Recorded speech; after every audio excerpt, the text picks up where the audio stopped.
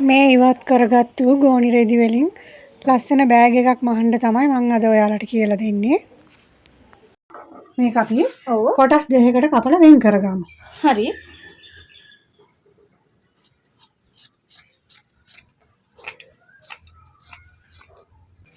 හරි මම කොටස් දෙක වෙන් කරගත්තා. හරි. දැන් අපි මේක දෙකට නවලා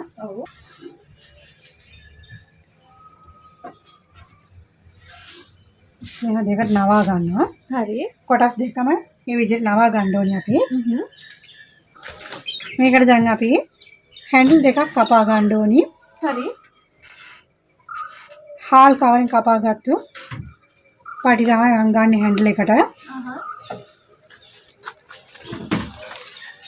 හාල් කවරෙන් පටි කපලා තියෙනවා. හරි. මේ පටි තමයි ගන්නෙ. දැන් මේක මෙහෙම නවලා මහ ගන්න ඕනේ.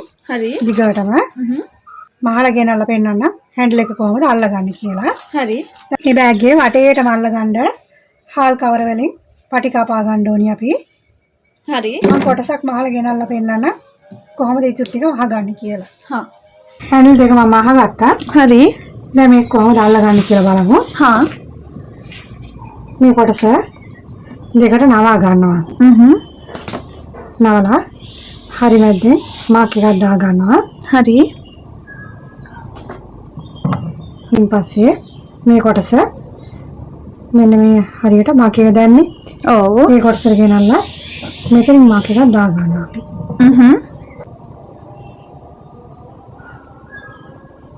මේ පැත්තත් එහෙමයි.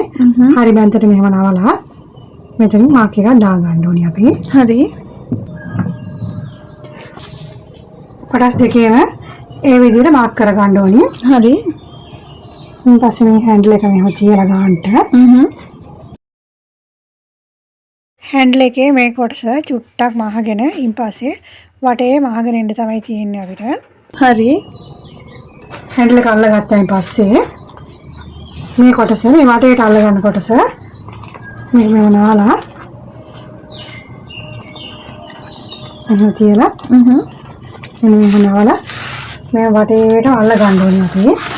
කොටස් දෙකම ඒ විදිහට මහ ගන්න ඕනි. ඒ කොටස් ටික සම්පූර්ණයෙන් මහලා ගෙනල්ලා මම පෙන්නන්න. හා. මේ බෑග් එක සම්පූර්ණයෙන් මහලා ඉවරයි. ඉතින් ඉවතලන ගෝනි රෙදි වලින් ලස්සනම බෑග් එකක් අපි මහ ගත්තා. වේදමක් නැතුව ලේසිම ක්‍රමයට මම කියලා දුන්නා ඔයගලන්ට මහ ගන්න. ඉතින් ඔයාලත් මේ විදිහේ බෑග් මහලා බලන්න. තවත් මේ වගේ ප්‍රයෝජනවත් වීඩියෝ මින් ඉදිරියට මම ගේනවා. ඉතින් මම හිතනවා මේ වීඩියෝ එක ඔයගලන්ට ප්‍රයෝජනවත් වෙයි කියලා.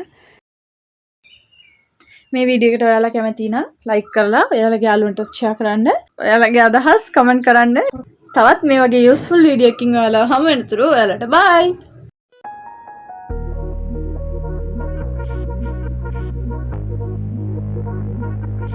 Hate it when my doubts and my